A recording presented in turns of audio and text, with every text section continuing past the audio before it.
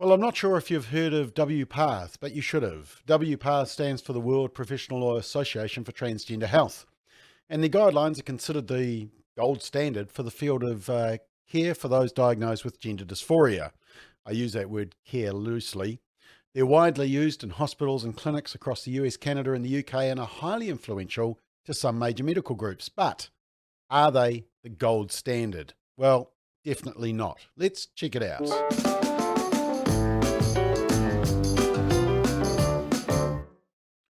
So, according to a recent report by Daily Wire, WPATH has released its much anticipated new guidelines, Standards of Care 8th edition. And one aspect noticeably different from previous editions is that the explicitly stated minimal age recommendations for minors to obtain puberty blockers, cross-sex hormones, and surgeries have been removed. The new guidance also suggests that if parents do not affirm their child's newly chosen identity, the state may be enabled to intervene in order to assist with the child's transition. And Chapter 6 on adolescence in the new guidelines suggests that cross-sex hormones may be administered to children as young as 14. So for a girl who wants to transition to male, that would be lifelong testosterone. For a male who wants to be female, it involves lifelong estrogen. And it says this: chest masculinization surgery, which of course is otherwise known as a double mastectomy, which is the removal of healthy breasts, can be considered in minors when clinically and developmentally appropriate, as determined by a multidisciplinary team experienced in adolescence and gender development. Although no precise age is indicated, most pediatric clinics will perform double mastectomy surgeries on as young as 15-year-olds. The guidelines also state that vaginoplasties, the creation of a pseudo-vagina using existing genital tissue, indicates they may be obtained as a minor. They say, quote, while the sample sizes are small, these studies suggest there may be a benefit for some adolescents having these procedures performed before the age of 18. And just to reinforce that, WPATH also indicates that vaginoplasty is often performed on minors. They cite a 2017 study of 20 WPATH-affiliated surgeons in the US, and they reported slightly more than half had performed vaginoplasty in minors. Now, the only genital surgery it seems that WPATH is comfortable setting an age recommendation for is phalloplasty, which creates a penis-like phallus from skin grafts taken elsewhere on the body. And they say this: given the complexity of phalloplasty and current high rates of complications in comparison to other gender-affirming surgical treatments, it is not recommended this surgery be considered in youth under 18 at this time. But then again, these are only recommendations. And actually, since the furore as a result of the removal of age restrictions, WPATH tried to argue that it was so doctors wouldn't face multi-practice lawsuits or malpractice lawsuits for breaking guidelines. So, hey, let's get rid of the guidelines. That problem is easy solved. WPATH's new guidelines also suggest that parental consent for minors to obtain medical treatments are recommended but not required, and that state powers may intervene if a parent does not affirm their child's chosen identity. Check this. It says, we recommend when gender-affirming medical or surgical treatments are indicated for adolescents, healthcare professionals working with transgender and gender-diverse adolescents involve parents, guardians in the assessment and treatment process unless their involvement is determined to be harmful to the adolescents or not feasible.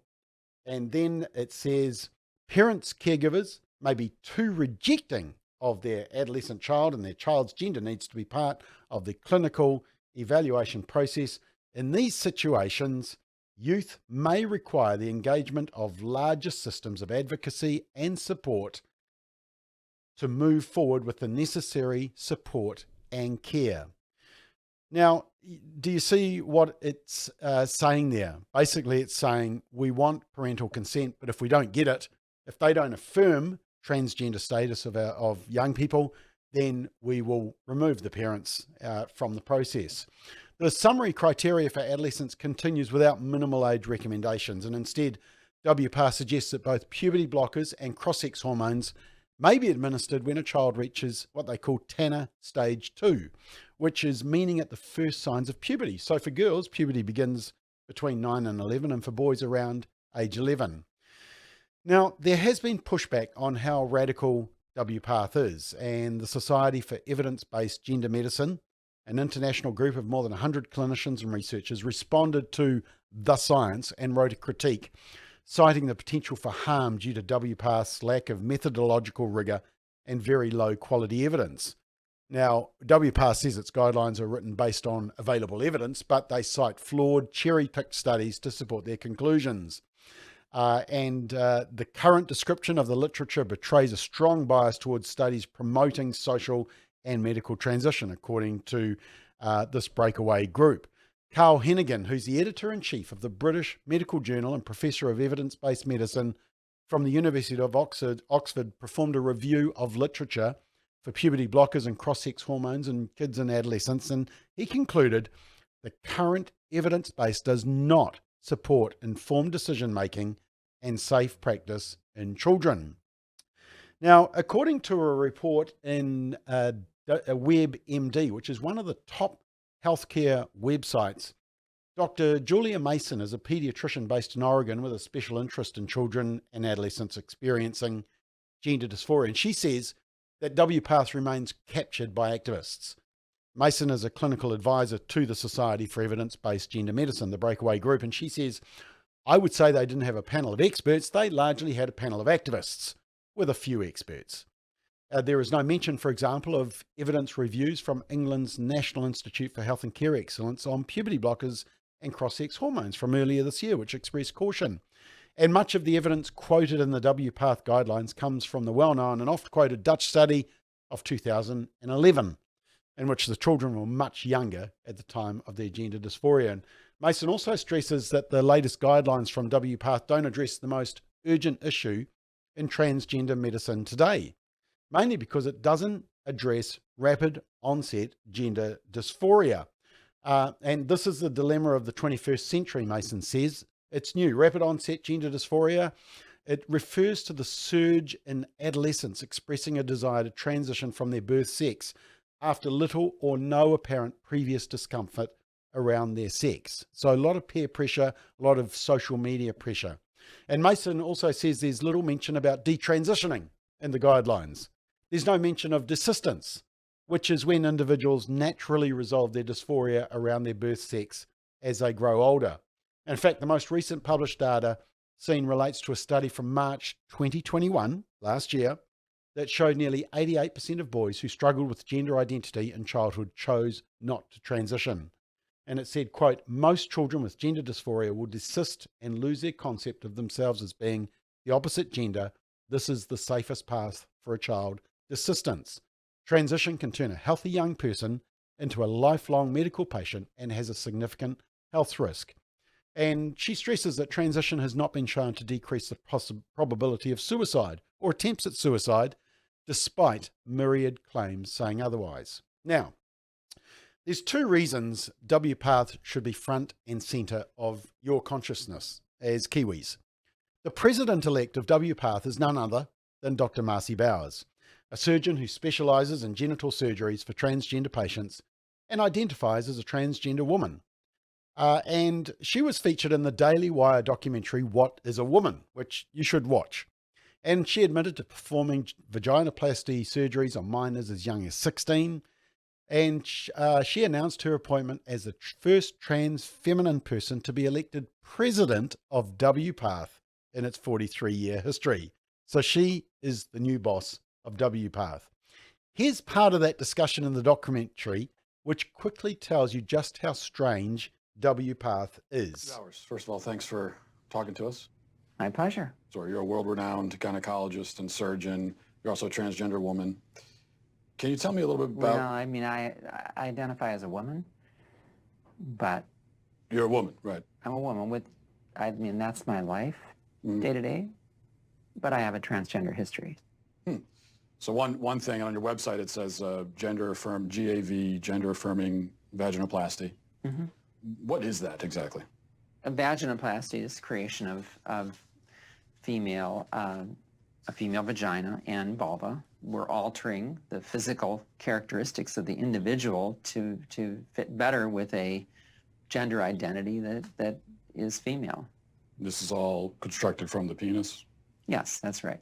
The surgeries are quite refined in the sense that they really, not only do they look like female anatomy, but they also function that way for the most part. I mean, certainly it's a bit of a Faustian bargain. You know, it's not perfect. Does anyone ever regret their surgeries? Or, well, we know they do, but how often do people regret their surgeries? Well, actually, we don't know that they do. There are legitimate detransitioners, and there are people who truly feel that in their journey, they may have made a mistake.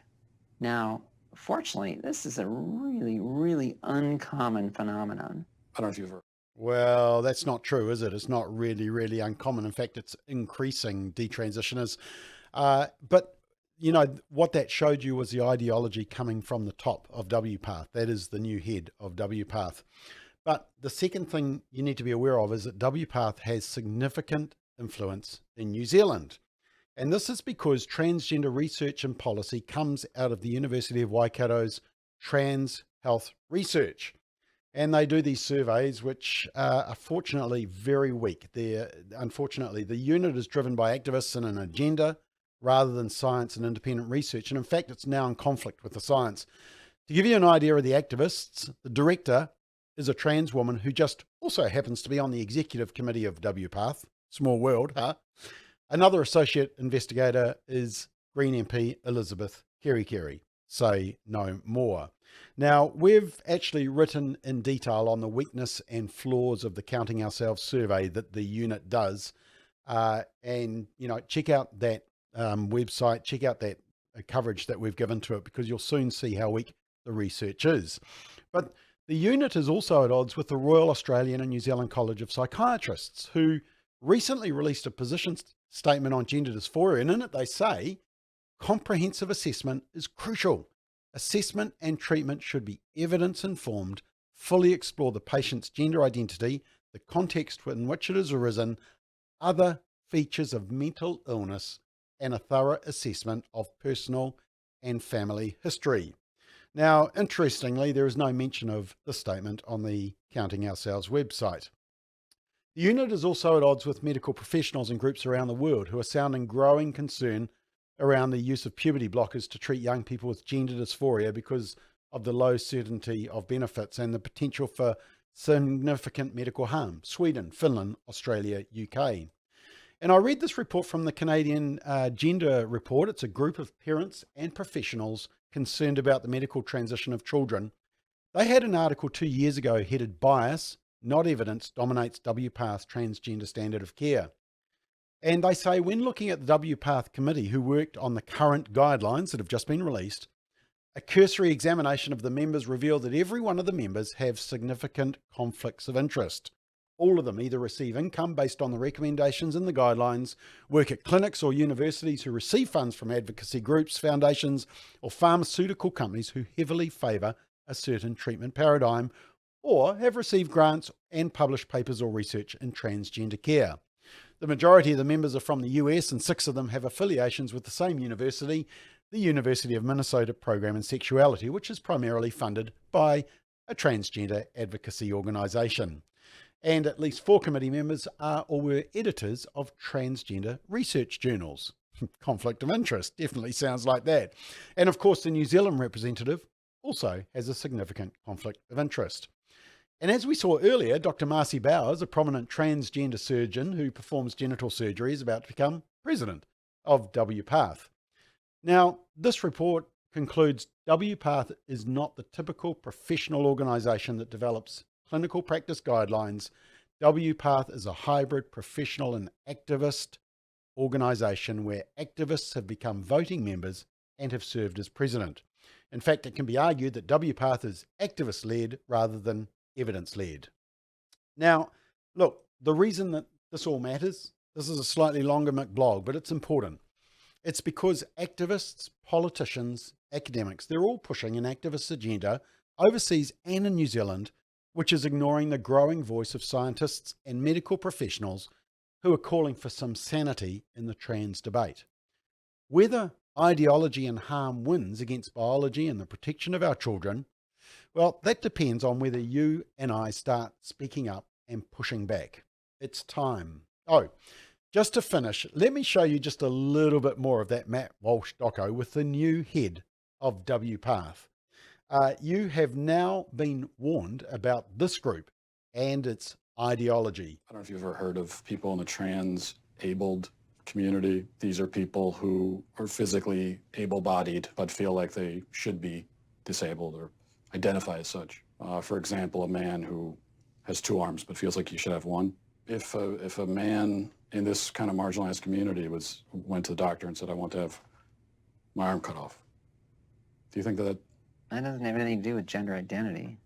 well, it's someone's self-identity, how someone identifies? That's someone who has and I'll accept it as a mental diagnosis, a psychiatric condition. I don't even pretend to know what aptomenophilia is all about, but somehow it's the idea that you're fascinated or charmed by having a limb or part of a limb missing. Okay, I would say that's, pardon my non-medical language, kooky. You don't see any? You think this is totally irrelevant? Yep. So the biggest, broadest question is, but what is a woman? A woman is it's a combination of your physical attributes and then what you're showing to the world and the gender clues that you give. And hopefully those match your gender identity. The critics on the other side of this, of this issue. There aren't many, but go ahead. There aren't many who would disagree with what you're saying about. Well, the dinosaurs of the world are certainly out there. Yeah.